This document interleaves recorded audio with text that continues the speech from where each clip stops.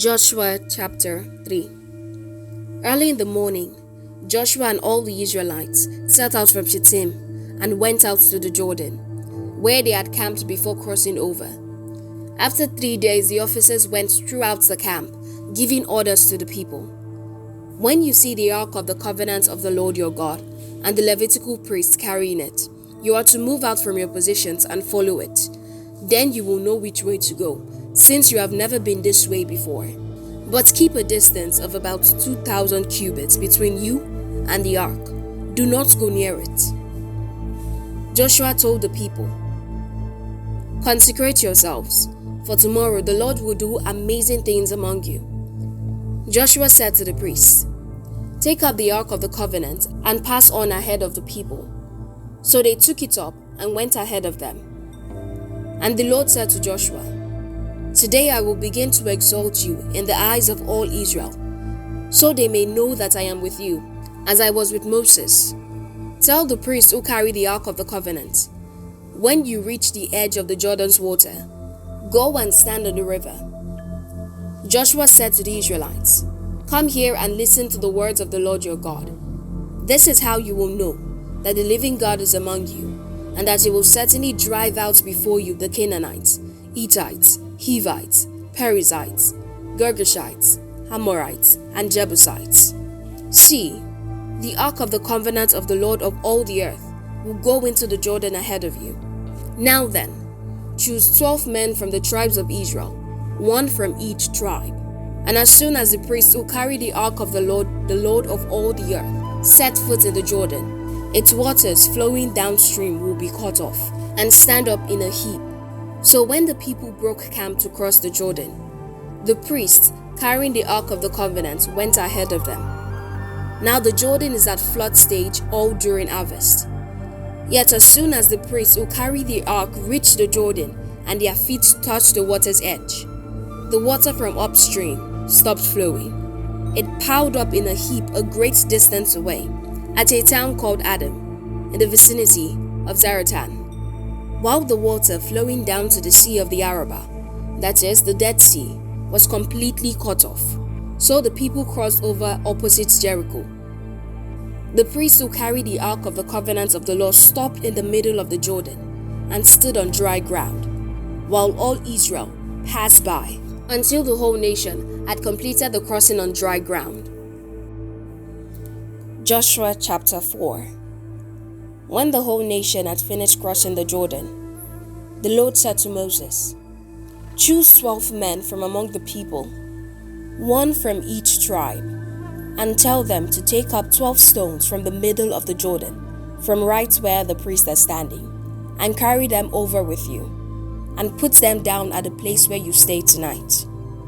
So Joshua called together the 12 men he had appointed from the Israelites, one from each tribe, and said to them, "Go over before the ark of the Lord your God into the middle of the Jordan.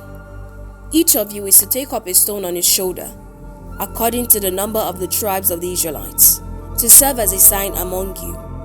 In the future, when your children ask you, 'What do these stones mean?'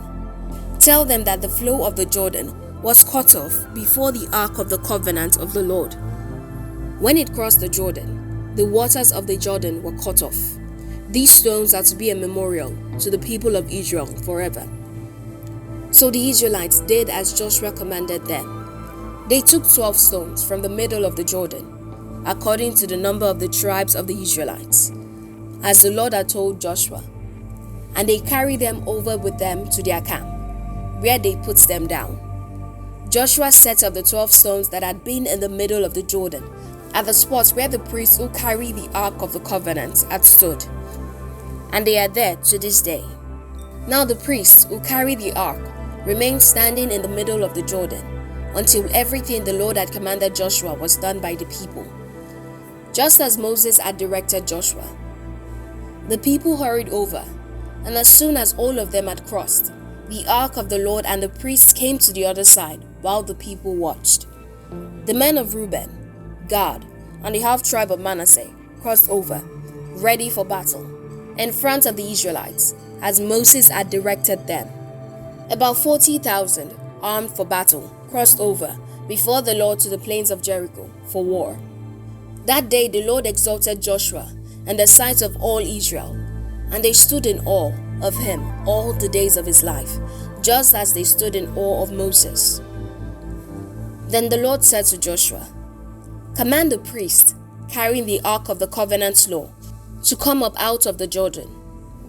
So Joshua commanded the priests, "Come up out of the Jordan." And the priests came up out of the river, carrying the ark of the covenant of the Lord. No sooner had they set their feet on the dry ground than the waters of the Jordan returned to their place and ran at flood stage as before. On the 10th day of the first month, the people went up from the Jordan and camped at Gilgal on the eastern border of Jericho.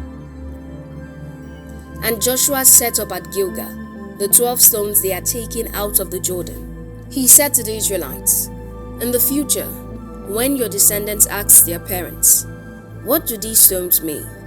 tell them, 'Israel crossed the Jordan on dry ground, for the Lord your God dried up the Jordan before you until you had crossed over.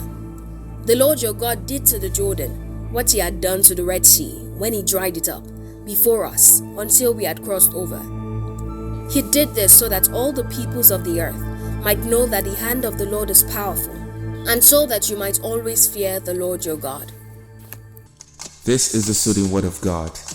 If you enjoyed today's reading, please like, subscribe, comment what you think, and share with your friends. I would like to see you tomorrow. The Bible continues tomorrow. Same time, same venue. God bless you.